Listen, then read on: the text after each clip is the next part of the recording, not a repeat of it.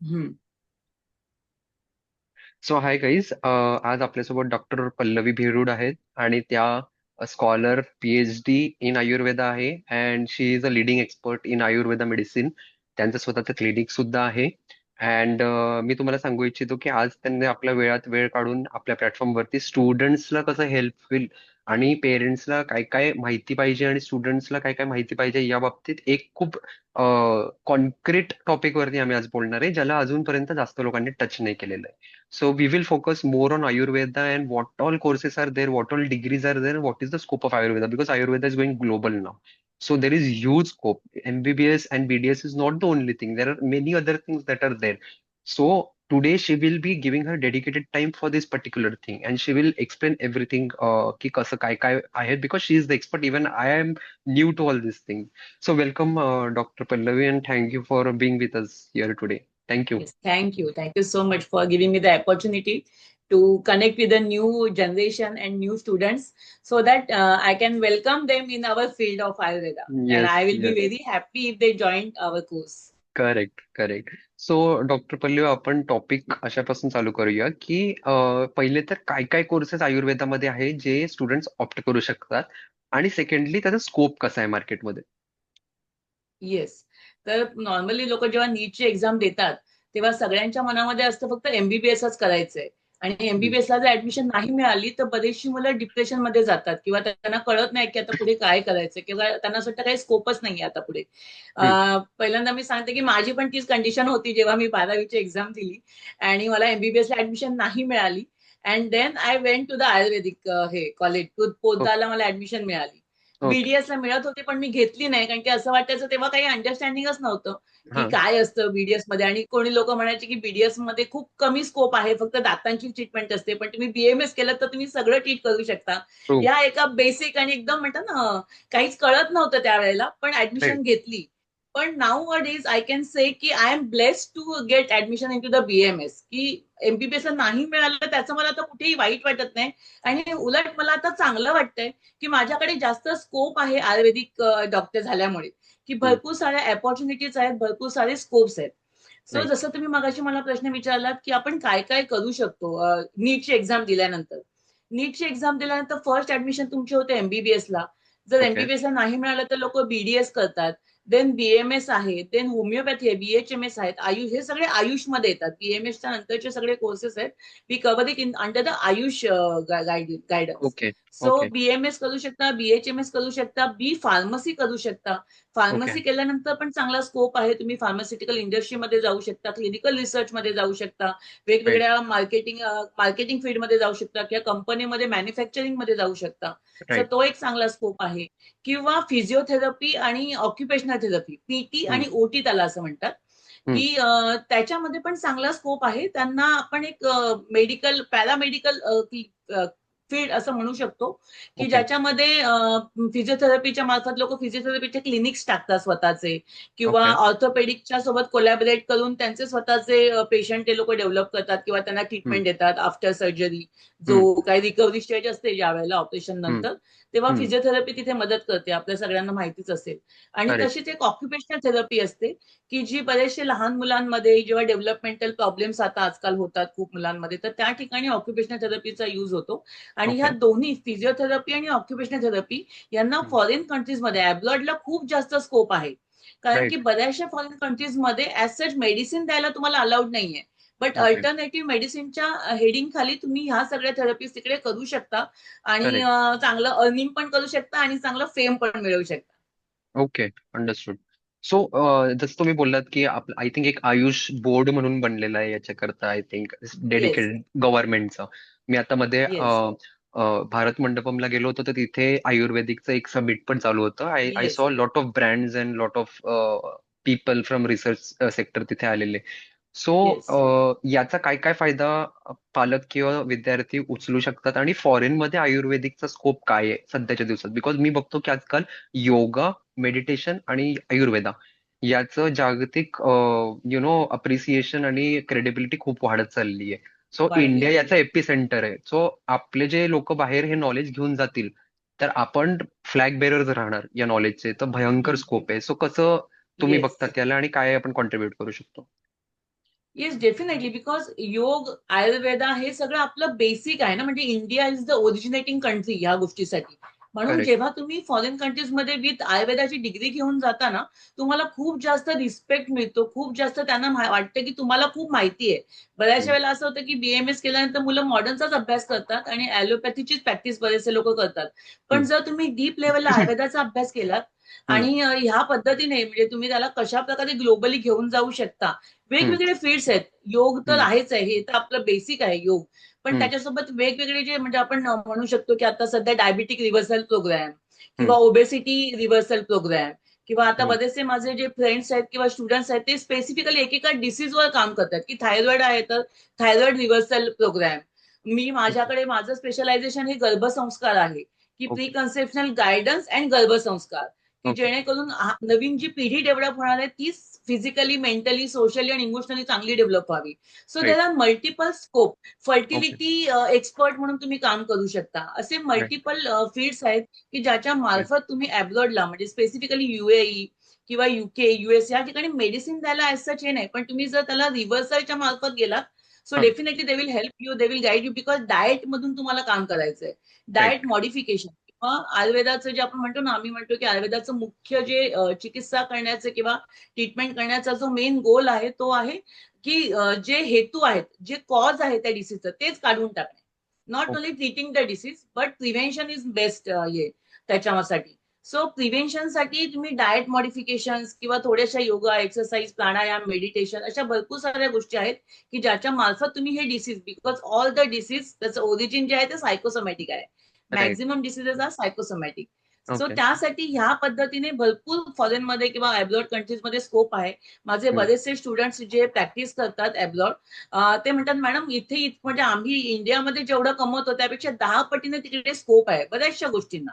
म्हणजे पंचकर्म सुद्धा तिथे करतात आणि आपण बघतो केरळच्या बऱ्याचशा केरळमध्ये हे ट्रेंड जास्त आहे. केरळचे लोक जास्त अब्रॉडला जायला स्कोप म्हणजे त्यांना ती लाईन माहिती पडलेली आहे. पण आपल्या करेक्ट. महाराष्ट्रातल्या मुलांना किंवा महाराष्ट्रातल्या आमच्या वैद्यांना सुद्धा अजून ती गोष्ट माहिती नाहीये की कसं तुम्ही तिकडे जाऊ शकता आणि कशा पद्धतीने तुम्ही तुमची प्रॅक्टिस किंवा तिकडे कोलॅबोरेट करून तिकडच्या एखाद्या लोकल बॉडी सोबत तुम्ही तिथे स्वतःचं सेंटर चालू करू शकता. ओके. सो तिकडे चांगला स्कोप आहे आणि चांगलं अर्निंग आणि सगळ्या गोष्टी तुम्ही करू शकता. Yes. Okay. Okay. Very good. Very good. I think खूप छान इन्फॉर्मेशन आज सगळ्यांना भेटली आहे. इव्हन मला पण हे कळालंय.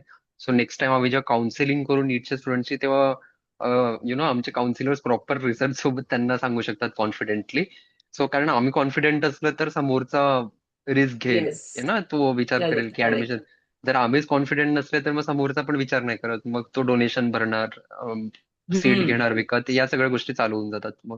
सो येस, नो म्हणजे नॉट एकदम हार्ड अँड फास्ट नसेल तुमच्यासाठी, not necessary to pay donation and just forcefully go into one yes, profession. Correct. You can go for a good profession, good scope. आणि याच्यामध्ये जेव्हा आपण foreign मध्ये practice करायचं म्हणतो याचं आयुर्वेदाचं किंवा काइंड ऑफ थिंग हम्म. दॅट यू सेड, याच्यामध्ये काही तुम्हाला रिस्ट्रिक्शन्स आहेत का? जसं एमबीबीएस मध्ये तुम्हाला मल्टिपल कंट्रीज मध्ये जायचं तर एक्झाम्स द्यावे लागतात. मग even though you have a degree yes. From X Y Z country, तुम्ही ती एक्झाम परत द्या आणि you get eligible for practice and all.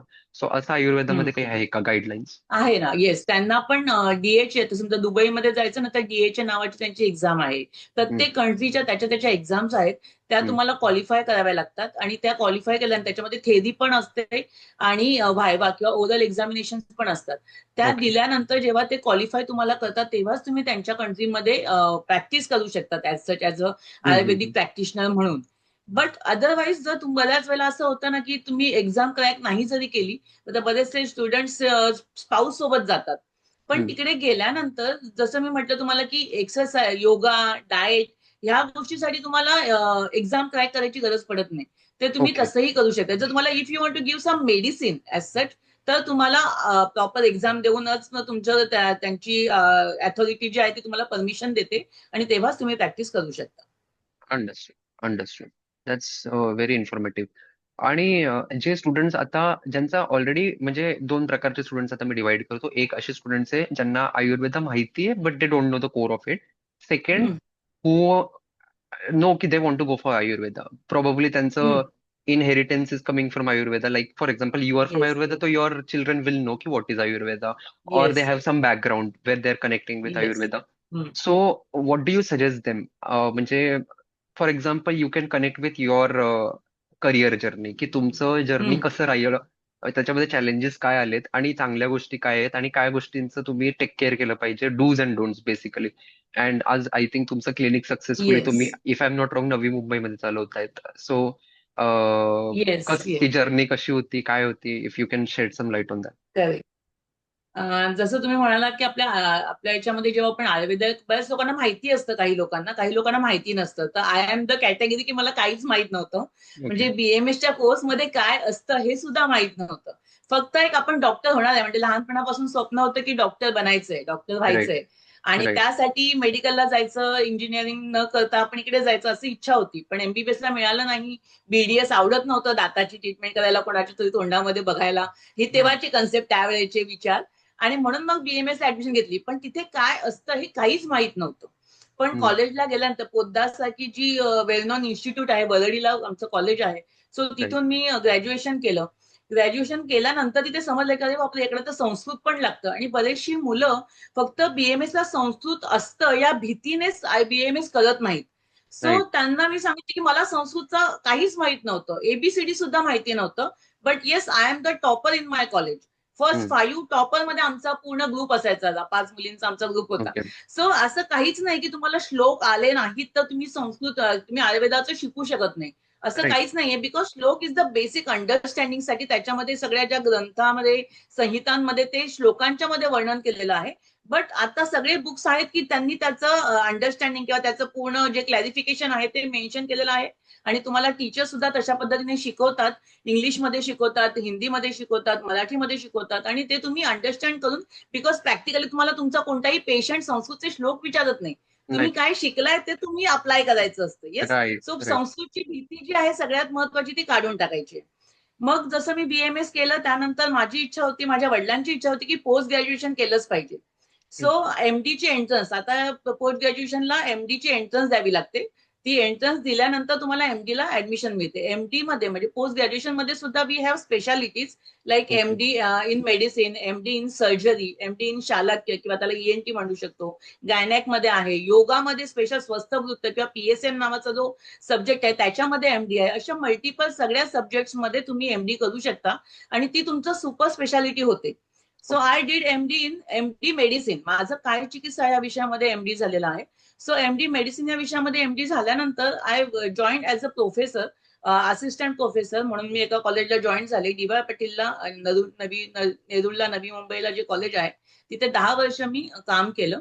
आणि आता पण एका वांगणीच्या कॉलेजला प्रोफेसर आणि एचओडी म्हणून अटॅच आहे. सो एमडी केल्यानंतर तुम्हाला हा एक अजून एक स्कोप डेव्हलप होतो, तुम्ही टीचिंग किंवा अकॅडमिक्स मध्ये जाऊ शकता. तिकडे पण चांगला स्कोप आहे, ज्यांना खूप शिकायची आणि शिकवायची आवड आहे. आणि राईट. त्यांना खूप जास्त म्हणजे गव्हर्नमेंट कॉलेजेस आहेत त्यात, तिथे सुद्धा चांगलं पॅकेज मिळतं. प्रायव्हेट कॉलेजेस आहेत, तुम्ही प्रायव्हेट कॉलेजमध्ये जर गेलात तर प्रायव्हेटली प्रॅक्टिस सुद्धा करू शकता. दोन्ही ऑप्शन्स तुमच्याकडे अवेलेबल आहेत. सो त्या पद्धतीने मी माझं क्लिनिक पण सांभाळते संध्याकाळच्या वेळेला, आणि दिवसा सकाळी मी कॉलेजला पण प्रोफेसरचं काम करते. ओके. शिकवण्यामध्ये एक वेगळा आनंद असतो आणि शिकवता शिकवता आपलाही अभ्यास होतो. Because right. मेडिकल ही जी फील्ड आहे ना, इथे डेली अपडेट्स काही ना काही होत असतात. सो हे डेली करेक्ट. अपडेट्स आणि न्यू जनरेशन सोबत राहणं, यासाठी कॉलेजला अटॅच असणं हे मला एक ब्लेसिंग वाटतं. की करेक्ट. त्याच्यामुळे समजतात नवीन नवीन गोष्टी, टेक्नॉलॉजीचा कसा वापर करायचा आहे आपल्याच फील्डमध्ये हे सुद्धा त्याच्यातून समजतं. अँड देन आय डुईंग, माझ्या त्या प्रोफेसरशिपच्या काळामध्येच I completed my PhD also. PhD complete झालं माझं 2 वर्षापूर्वी. सो पीएचडी पण मी कम्प्लीट केलं. आणि जेव्हा तुम्ही पीएचडी कम्प्लीट करता किंवा एमडी करता तेव्हा तुम्हाला सेंट्रल गव्हर्नमेंटच्या मध्ये सुद्धा जॉब ऑपॉर्च्युनिटीज आहेत. म्हणजे करेक्ट. दिल्लीचं एम्स आहे किंवा अशा ओके. गव्हर्नमेंटचे बरेचसे जॉब्स आहेत, आयुषचे मेडिकल ऑफिसर आहेत. तिथे तुम्हाला म्हणजे सगळे आपल्या महाराष्ट्र गव्हर्नमेंटचे वेगवेगळे म्हणजे जसे मेडिकल ऑफिसर्स असतात ना एमबीबीएसचे, तसेच ॲलोपॅथी आयुर्वेदाचे पण मेडिकल ऑफिसर्स असतात. आणि अच्छा. त्यातही स्पेसिफिक ज्या ठिकाणी आयुषचं हॉस्पिटल आहे त्या ठिकाणी आयुष मेडिकल ऑफिसर अशी पण एक पोस्ट आहे.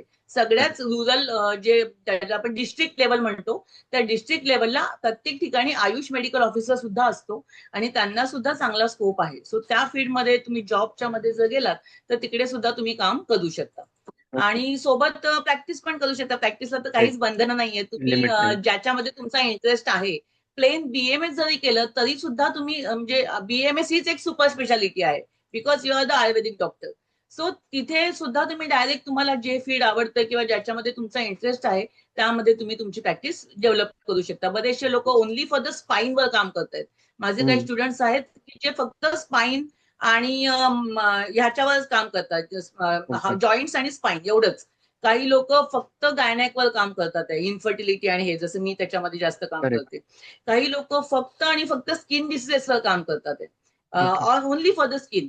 सो असं सुद्धा, बिकॉज आयुर्वेदा हे ओव्हरऑलच एक सुपर स्पेशालिटी आहे, की जेव्हा ऍलोपॅथीमध्ये कुठलेही आजार बरे होत नाही तेव्हाच लोक आयुर्वेदिक त्याला अल्टरनेटिव्ह ऑप्शन शोधतात.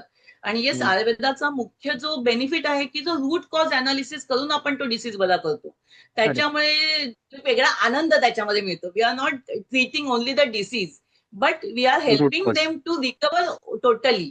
आणि त्याच्यामुळे माइंड, बॉडी, स्पिरिट या तिघांवर काम करून तो डिसीज जेव्हा बरा होतो तेव्हा एक वेगळं सॅटिस्फॅक्शन मिळतं आणि तो करेक्ट. आनंदच वेगळा आहे काहीतरी. So right. डेफिनेटली तुम्ही ह्या वेगवेगळ्या फील्ड म्हणजे भरपूर ऑप्शन्स आहेत. जसं मी तुम्हाला म्हटलं तसं एमडी जर ज्यांना नाही मिळत बऱ्याचशा मुलांना, तर ते आजकाल बीएससी इन फार्मास्युटिकल्स हा एक कोर्स आहे. तो हम्म. सुद्धा म्हणजे तो बी फॉर्म वाले पण करू शकतात, डी फॉर्म वाले पण करू शकतात, बीएमएस, एमबीबीएस कोणीही करू शकतं. सो इट्स अ हम्म. डिग्री कोर्स, युनिव्हर्सिटीचा आहे. त्याच्यामध्ये तुम्ही वेगवेगळ्या फार्मास्युटिकल कंपनीमध्ये क्लिनिकल रिसर्चमध्ये जाऊ शकता किंवा डाटा अनालिसिस म्हणून काम करू शकता. एखाद्या कंपनीचं ड्रग बनवत असताना स्टँडर्डायझेशन, त्याचे प्रोटोकॉल्स मॅनेजमेंट ह्याच्यामध्ये तुम्ही काम करू शकता. सो मल्टिपल ठिकाणी स्कोप आहे तुम्हाला. आणि स्वतःचं हॉस्पिटल आणि क्लिनिक हे तर आहेच. करेक्ट. करेक्ट. Make sense. माझ्या मते अं, आयुर्वेद हे सगळ्यात एन्शंट सायन्स आहे that was used you know खूप सारे ट्राईब्स कडून ते पुढे आलेलं आहे hmm. India through. So it is a proven science. The only thing is की जसं जसं सेंचुरीज पुढे गेल्या तसं तसं it became lost. Not lost but it got limited to a few people. But hmm. I think now आता saturation level इतकं आलंय ॲलोपॅथीमध्ये वगैरे की इट्स टाइम की people, especially people like me, more people of my age, to make this awareness so that more and more people yes. get. Because आता एक generation जेव्हा सिनियर्सचं निघून जाणार किंवा पुढे सरकणार तेव्हा त्याला रिप्लेसमेंट साठी एक यंगस्टर्सचं जनरेशन आलं पाहिजे, जे ते नॉलेज हम्म. कॅरी फॉरवर्ड करतील, they'll pass it on to the next generation. So hmm. This is I think the way everyone should think and go about this career. So it was correct. A very nice session. But मला एक शेवटचा प्रश्न आहे की आपल्या clinic वरती आपण नाही बोललं तर क्लिनिकचं थोडं सांगाल so that yes, audience can माझी कनेक्ट. क्लिनिकची माहिती. Yes, yes. करेक्ट. माझं क्लिनिक सायो आयुर्वेदिक क्लिनिक आणि पंचकर्म सेंटर या नावाने कामोठे नवी मुंबईमध्ये सेक्टर 20 मध्ये आहे. तसंच माझं युट्यूब चॅनल सुद्धा आहे. सो ज्यांना थोडी आयुर्वेदाची जास्त आवड आहे आणि ज्यांना काही गोष्टी शिकायच्या आहेत अजून, सो त्याच्यासाठी सायो आयुर्वेद आणि गर्भसंस्कार या नावाने युट्यूब चॅनल आहे, ज्याच्यावर वेगवेगळ्या हेल्थच्या रिलेशनमध्ये आपण टिप्स देतो, काही गायडन्स देतो की कशा प्रकारे तुम्ही तुमच्या हेल्थची काळजी घेतली पाहिजे. आणि सोबतच मी गर्भसंस्कारचे वर्कशॉप्स घेते, प्री कन्सेप्शनल गायडन्स आणि गर्भसंस्कार, बिकॉज हे माझं ड्रीम प्रोजेक्ट आहे. की मला असं वाटतं की आयुर्वेदाचं जे मुख्य प्रयोजन आहे स्वस्थचे स्वास्थ्य रक्षण, म्हणजे जो स्वस्थ व्यक्ती आहे त्याच्या स्वास्थ्याचं आधी रक्षण करणं हे जास्त महत्वाचं आहे. बाकी आजार झाल्यानंतर तर ट्रीटमेंट करायला भरपूर ऑप्शन आहे तुमच्याकडे. करेक्ट. ॲलोपॅथीचं घ्या, मेडिसिन घ्या, ऑपरेशन करा किंवा आयुर्वेदिक मेडिसिन घ्या, होमिओपॅथिक मेडिसिन घ्या, but prevention is the main goal. So प्रिव्हेन्शनसाठी, आणि मला जो महत्वाचा वाटतो की ते प्रिव्हेन्शन जे आहे ना ते गर्भातूनच तयार होतं. आपण करेक्ट. जेव्हा आईच्या पोटामध्ये असतो तेव्हाच आपलं फिजिकल सगळं डीएनए स्ट्रक्चर म्हणतात ना त्याला, जेनेटिक. आपले येस. येस. फुटप्रिंट्स तेव्हाच तयार होतात. तर ते येस. फुटप्रिंट्सच आपण बदलू शकलो किंवा त्याला ओके. मॉडिफाय करू शकलो, तर पुढची येणारी जनरेशनच चांगल्या क्वालिटीने येईल. आणि correct. Quality is not only with the physical level, but physical, mental, social and spiritual level. Everything. कारण की आजकालची मुलं हुशार खूप आहेत, त्याच्यात काही वादच नाही, पण ती हुशारी वापरायची कुठे हे त्यांना कळत नाही, बिकॉज इमोशनली आणि स्पिरिच्युअली दे आर डिस्कनेक्टेड. आणि म्हणून कधी कधी ती हुशारी किंवा ती जी फिजिकल पॉवर आहे ती दुसऱ्या ठिकाणी, चुकीच्या ठिकाणी वापरली जाते. आणि करेक्ट. म्हणून आता सध्या आपण सोशली जे प्रॉब्लेम सगळे बघतो आहोत त्याच्यामुळे होतात. सो जर करेक्ट. फ्रॉम वूम, आम्ही त्याला वूम ट्रेनिंग म्हणतो किंवा वूम गायडन्स म्हणतो, की वूम मध्येच आपण त्या बेबीला जर ट्रेन केलं सगळ्याच पद्धतीने दृष्टीने, म्हणजे त्याच्यामध्ये आपण ब्रेन डेव्हलपमेंट पण करवतो त्यांची, की जेणेकरून पुढे जाताना, कारण की तुम्हाला माहिती आहे आता सध्या की किती कॉम्पिटिशन आहे प्रत्येक ठिकाणी ऍडमिशन घेताना. हम्म, सो हम्म, त्याची right brain left brain development आपण बूम मध्ये असतानाच करतो, कारण की हम्म. सायन्स असं म्हणतं की 80% ऑफ द ब्रेन डेव्हलपमेंट ही गर्भाशयात होतीये. So okay. तेव्हाच आपण जर काम केलं तर पुढे हे जे डोनेशन देऊन ऍडमिशन करणे, खूप जास्त मेहनत करणे, हे तुमचं काम कमी होतं. बिकॉज आपण जन्माच्या आधीच त्याच्या ब्रेनवर काम केलंय, त्याच्या राईट. इमोशन्सवर काम केलंय, त्याच्या माइंडवर काम केलंय. त्याच्यामुळे ऍडिक्शन किंवा मोबाईल ऍडिक्शन, स्क्रीन ऍडिक्शन, बाकीचे ऍडिक्शन, हे जे ज्याच्यासाठी तुमचा माइंड कंट्रोल चांगला असावा लागतो, हे सगळं आपण बूम मध्ये असतानाच त्या बेबीला ट्रेन करू शकतो, जेणेकरून पुढे त्याच्या आयुष्यामध्ये काहीही जरी घडलं तरी तो ती गोष्ट ऍक्सेप्टच करणार नाही. Because he has trained his mind. आपण त्याला आधीच तसे बीज टाकून ठेवलेली आहेत, की जे आपण म्हणतो ना, आपण जे झाड लावणार आहोत तेच उगवणार आहे. मी जर आंब्याच्या बिया लावल्या तर आंबाच येणार आहे, चिकूचं हम्म. बिया लावल्या तर चिकू येणार आहे. सो लावताना मी काय लावते हे महत्वाचं आहे, आणि त्यासाठी प्री कन्सेप्शनल गायडन्स आणि गर्भसंस्कार हे महत्वाचं आहे, जेणेकरून येणारी पिढी जी आहे ना, आपली पूर्णची पूर्ण पिढी जर चांगली झाली तर डेफिनेटली आपल्या सगळ्यांचं आयुष्य चांगलं डेव्हलप होऊ शकतं. आणि राईट. हा सुद्धा आयुर्वेदासाठी खूप चांगला स्कोप आहे, खूप म्हणजे जेवढं, कारण की दरवर्षी 3 करोड लोक प्रेग्नंट होतात आपल्या देशामध्ये. करेक्ट. एवढं करेक्ट. त्याच्यासाठी स्कोप आहे की जेवढं काम करू तेवढं कमी आहे. मी एकटी त्याच्यासाठी पुरत नाहीये, म्हणून मी गर्भसंस्कारचे वर्कशॉप घेते. माझ्या हम्म, स्टुडंटला पण शिकवते की त्यांनी त्यांच्या क्लिनिकमध्ये कशा प्रकारे हे काम करायचं आणि हम्म. कशा प्रकारे त्यांनी गर्भसंस्कार डेव्हलप करायचं त्यांच्या क्लिनिकमध्ये. ट्रू. सो अशा अनेक गोष्टी आहेत ह्या तुम्ही करू शकतात, आणि हे मी माझ्या क्लिनिकमध्ये करते. आणि ज्यांना कोणाला अजून त्याच्यामध्ये इंटरेस्ट असेल तर ते माझ्याशी कॉन्टॅक्ट करू शकतात. ठीक आहे, काय हरकत नाही. आणि अजून एक गोष्ट मी ऑडियन्सला सांगतो, की आम्ही दोघं जण प्लॅन करतोय की एक फाउंडेशन कोर्स चालू करायचा. जे जे स्टुडंट्स इच्छुक आहे आयुर्वेदामध्ये जाण्याकरता, किंवा जे आयुर्वेदामध्ये नाही पण जाते, जनरल मेडिसिन मध्ये जात आहेत, ज्यांना इंटरेस्ट आहे आयुर्वेदामध्ये, आम्ही प्रयत्न करतोय की येत्या काही दिवसांमध्ये एक सर्टिफाईड कोर्स आम्ही काढूया, एक फाउंडेशन कोर्स, ज्याच्यामध्ये हम्म. डॉक्टर राहतीलच ट्रेनिंग करता, किंवा आम्ही प्लॅन करू पूर्ण करिक्युलम सगळं, त्याच्यावरती काम आमचं चालू आहे. आणि आपण हा कोर्स सगळ्या स्टुडंट्स करता अवेलेबल करू, एक मिनिमम कॉस्टमध्ये, जेणेकरून अवेअरनेस वाढेल आणि लोकांचा आयुर्वेदाकडे बघायचं दृष्टिकोन आणि त्याची अंडरस्टँडिंग खूप प्रकारे change will before they get in to the big arena. So yes, this correct. Is, yes please, you can subscribe to our अजून एक चॅनल गोष्ट ऑल्सो. मला सांगायची आहे, की अजून एक येस. गोष्ट सांगायची आहे, कारण की पूर्वी कसं होतं ना, जे सगळे मेडिक्लेम पॉलिसीज आहेत त्या फक्त ॲलोपॅथीच्या ट्रीटमेंट्सला अवेलेबल होत्या. हम्म. But now days Ayush cover, म्हणजे प्रत्येकाची आजकाल मेडिकल पॉलिसी तुम्ही पाहिली त्याच्यामध्ये आयुष कव्हर सुद्धा इन्क्लुडेड आहे. तर ओके. हा एक खूप मोठा बेनिफिट आहे सगळ्या आयुर्वेदिक प्रॅक्टिशनर्ससाठी, की हम्म. त्याच्यामुळे आयुष कव्हर जेव्हा गव्हर्नमेंट त्याच्यामध्ये इन्क्लूड करतं, मेडिकल ज्या सगळ्या फार्मास्युटिकल किंवा मेडिक्लेमच्या कंपन्याज आहेत त्या आयुष कव्हरला इन्क्लूड करतं. त्याच्यामुळे बऱ्याचशा ट्रीटमेंट, सगळ्या पंचकर्माच्या, आमचे वमन, विरेचन, बस्ती, नस्य, अशा ज्या काही पंचकर्माच्या प्रोसिजर आम्ही करतो त्या सगळ्या जर आम्ही हॉस्पिटलमध्ये ऍडमिट करून पेशंटला केल्या तर त्याचा जो काही खर्च आहे तो सुद्धा पेशंटला त्याच्यामध्ये मिळतो. प्लस गव्हर्नमेंटच्या ज्या CCSH, CGSS अशा ज्या सगळ्या कंपन्या आहेत, त्या ज्या स्कीम्स आहेत त्या सुद्धा गव्हर्नमेंटने आता आयुष कव्हरसाठी सुद्धा शिथिल केलेल्या आहेत, जेणेकरून लोकांना, म्हणजे जनरल पब्लिकला या सगळ्या पॉलिसीचा बेनिफिट घेता येतो, आणि त्याचा फायदा ऍज अ आयुर्वेदिक डॉक्टर म्हणून आम्हाला सगळ्यांना सुद्धा होतो. So works. तुम्ही सुद्धा तुमच्या जवळच्या लोकांनाही हा मेसेज कन्व्हे करू शकता की आयुर्वेदिक ट्रीटमेंट प्रोटोकॉलसाठी सुद्धा कव्हर अवेलेबल आहे, आहे. मेडिकल पॉलिसीज अवेलेबल आहे. आणि ते एक चांगलं, म्हणजे मोदीजी आल्यापासून किंवा गेल्या 10 वर्षामध्ये हा जो सगळा आयुर्वेदामधला जो म्हणतात ना चेहरा मोहरा बदलला गेलाय, जो काही हम्म. बेनिफिट झालाय सगळ्या जगाला, त्याच्यामुळे नक्कीच या फील्डला पुढे जाऊन खूप जास्त स्कोप होणार आहे. आणि मेडिकल टुरिझम नावाचं एक आता नवीन डेव्हलप झालंय, की फॉरेनची लोक इंडियामध्ये येऊन पंचकर्म आणि ह्या सगळ्या गोष्टी करून जातात, आणि हम्म. त्याच्यामध्ये सुद्धा आपण आपलं काहीतरी चांगलं नवीन क्रिएट करू शकतो. बिकॉज त्यांना माहितीये तिकडच्या देशामध्ये, म्हणजे माझे काही फ्रेंड जे US मध्ये प्रॅक्टिस करतात, ज्या पंचकर्माचा माझ्या ठिकाणी जर 10,000 रुपये खर्च येतो तिकडे त्यांना 1 ते 1.5 लाख रुपये खर्च येतो. सो दे थिंक की तिकडे कशाला करायचं, इंडियात जायचं, व्हॅकेशन पण जायचं, फॅमिली सोबत पण व्हायचं आणि पंचकर्म पण करून घ्यायचं. सो त्यांच्यासाठी पण तो बेनिफिट आहे, आपल्या सगळ्यांसाठी सुद्धा तो बेनिफिट आहे, की इंडियामध्ये टुरिझमसाठी आणि इंडियाचं इकॉनॉमी त्याच्याने चांगली डेव्हलप होते. सो हा पण एक व्यवस्थित मुद्दा आपण जर लक्षात घेतला तर त्याच्यामुळे सुद्धा आपण ह्या फील्डकडे अजून वेगळ्या दृष्टीने बघू शकतो, आणि कुठेही कमीपणा आणण्याची गरज नाही, कारण मला नाही मिळाली ऍडमिशनला MBBS ला, पण तुम्ही वेगवेगळ्या फील्डमध्ये जाऊन अजून अजून भरपूर गोष्टी करू शकतात. फक्त तुमचं हे एकच पाहिजे, गोल हे पाहिजे की जे काही तुम्ही करतायत त्याच्यामध्ये 100% जेव्हा तुम्ही देता, डेडिकेशननी काम करता, डेफिनेटली सक्सेस तुमच्या मागे येतं.